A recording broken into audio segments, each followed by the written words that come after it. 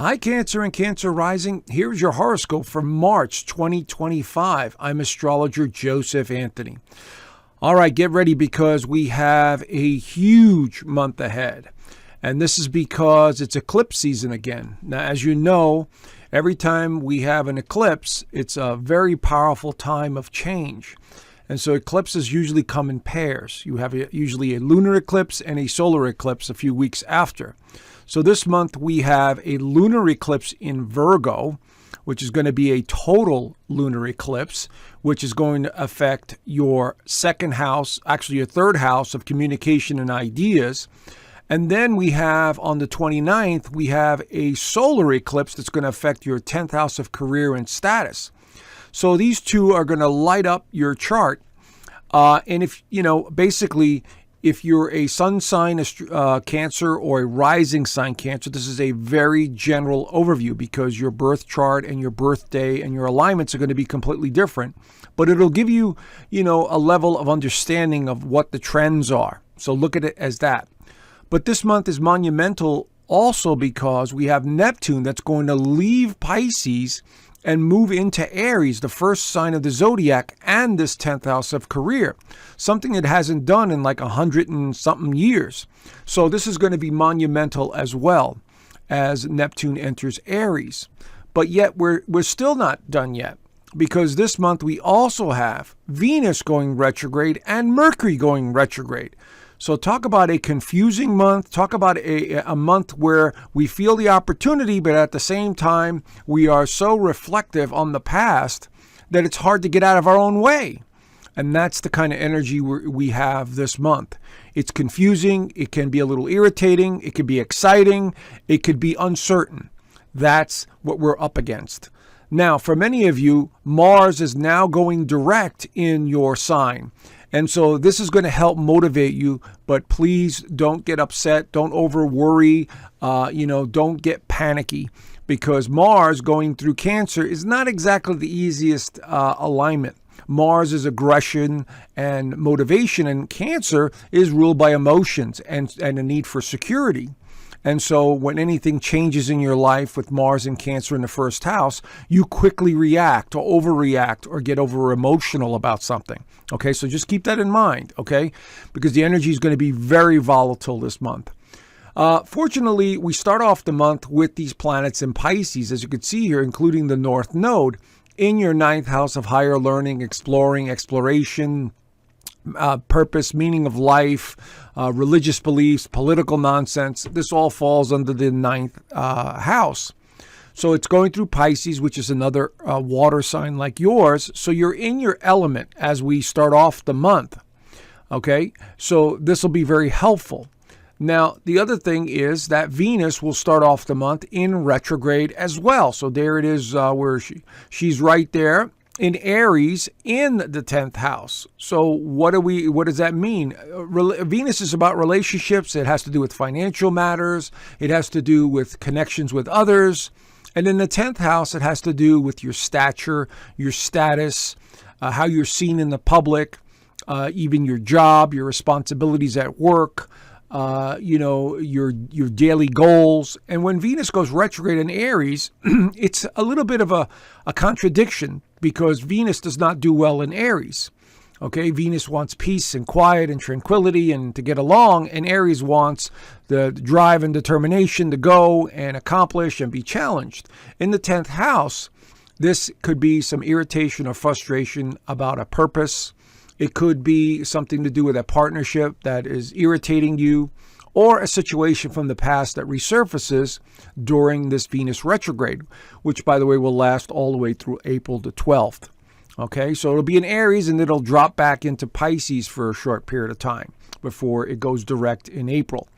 So we're seeing this adding an element of confusion as we start off the month of March. Okay, so we've got all this optimism over here, but then we got Venus also now beginning to slow things down.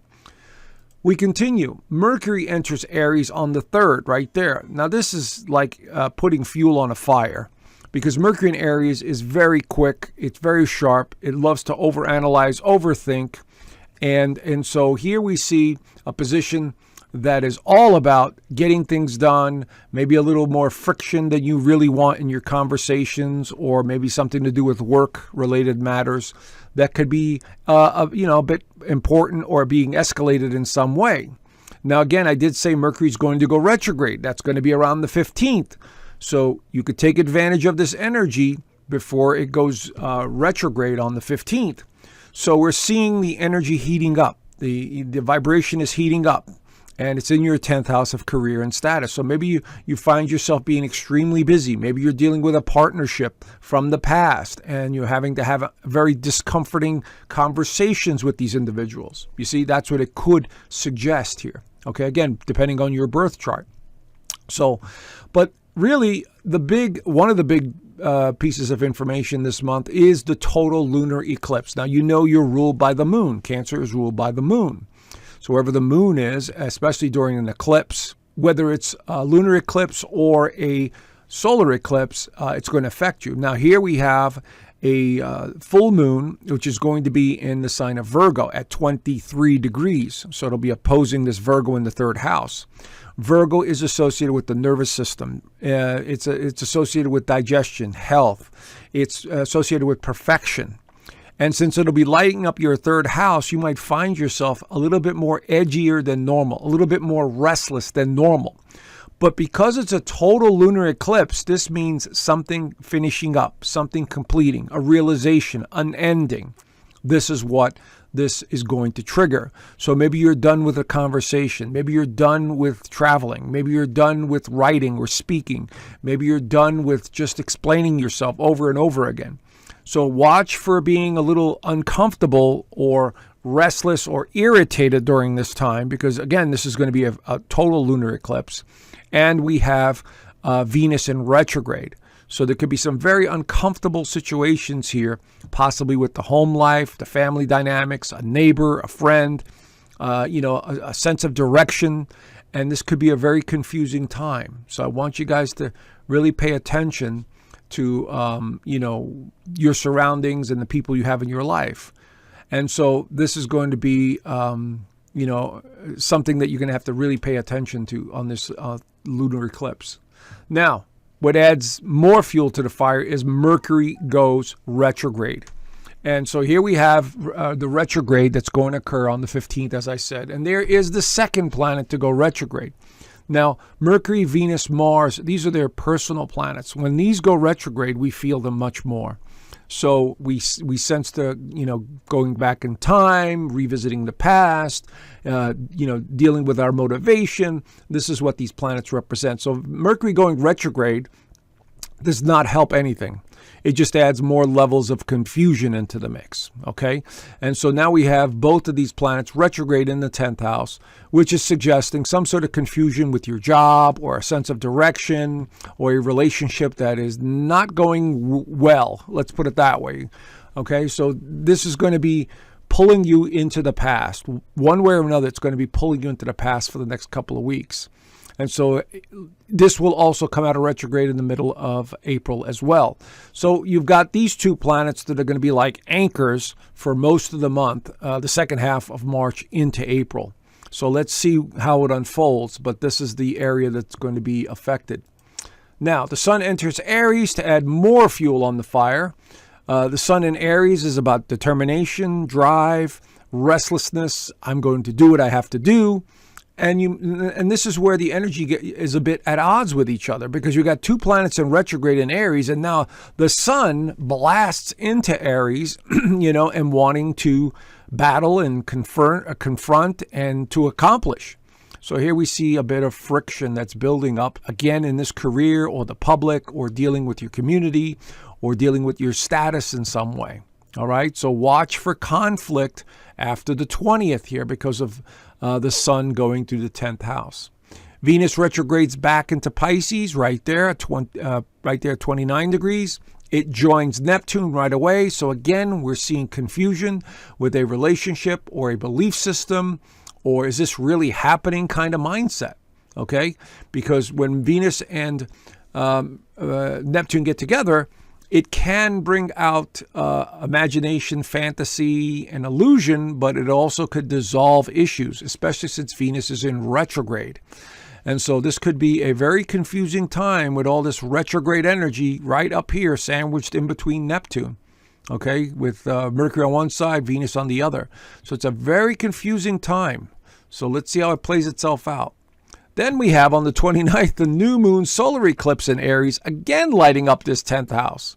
So this could be an opportunity from the past, a situation from the past, or something new that you're going to completely focus your energy on. Whether it's a new job, a new move, a new company, reinventing yourself in some way. So this is what I mean. This month is just going to pull you back and forth. And that's the kind of, warped sense of humor the universe has this month. So we're all going to be feeling it on some level. Then Mercury retrogrades back into Pisces, also late on the 29th into the 30th, right there, joining Venus and joining the North Node and Saturn. So again, we have this confusing time about what the hell is going on. Why am I back here? Why are things moving? So you got all this energy pushing and pushing, and then you got all this energy pulling and pulling. So it's really an interesting dynamics to watch as an astrologer. And last but not least, on the 30th, Neptune also adds to the confusion. Neptune in Aries, entering the first sign of the zodiac, has a lot to do with reestablishing a new way of looking at things. And again, it's in the 10th house of career. So many of you are going to really think hard about your career and what your purpose is and what direction you want to go in. And you're going to basically say, I need to change. My life needs to change. I'm going to do this, this, and this. My suggestion, do not make any major life-changing decisions until these two come out of retrograde, Venus and Mercury, which will be somewhere around the middle of April. After that, then you start making some moves into a new direction. Okay, that's my suggestion. So, but these energies are going to be ramping things up for many of you, especially with Mars in the first house. All right. So there you have the general overview. If you want to know more, I have an extended version of this horoscope, this monthly horoscope in my community, as you can see here from this slide. But not only do I do the extended monthly, I do a weekly horoscope, give you an overview of what the week looks like as well. And of course, I teach astrology there. There's a whole 6-module course. We do remote viewing twice a month. And of course, you can ask me any questions you want in our Sunday Zoom calls. We do Sunday Zoom calls every Sunday. So check it out. I left a link down below. There's a 7-day free trial. So, I look forward to seeing you in the community. Until then, do the best you can this month with this crazy energy. And I will talk to you guys soon. Bye for now.